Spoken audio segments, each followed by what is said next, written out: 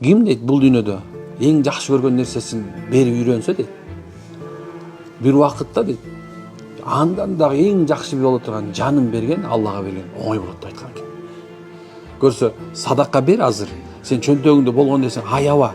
Анткени билесиз, берешендер менен сахи деп коет да, кол марттар бул дүйнөдө негизи эле кол ачыктын жол ачык деп коет кыргыздар, билесизби, билесиңер? Мен баягы бир футболка сатып алып атайынчы. Кол ачыктын жол ачык дегенчи.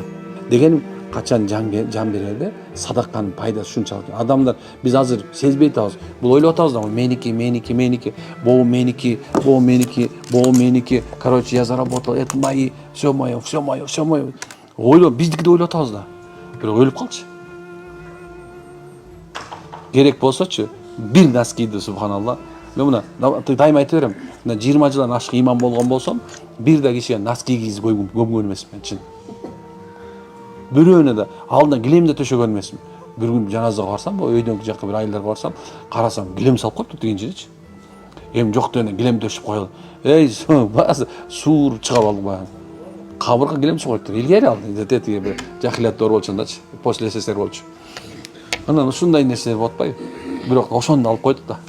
Демек, бул дүйнөдө ким деген ушул садака бере турган болсо, садаканы жөн эле бербеш керек. Садаканы жөн эле бербеш керек. Садакада ушундай чоң бир амал. Фазаил садакатта ушундай мына могу китепте ушул жөнүндө келет да. Хазирет Ибн Аббас радиаллаху анху айтат экен, садаканы дейт сен берип койдум деп сүйүнбө дейт. Садаканы сенден алып койгондо сүйүн дейт. Алла каалап койсочу, ушундай бир садакалар бар экен да, эч ким албай коет экен. Алла каалабасачы, сен садаканы каяка берейин билбей калат экенсиң.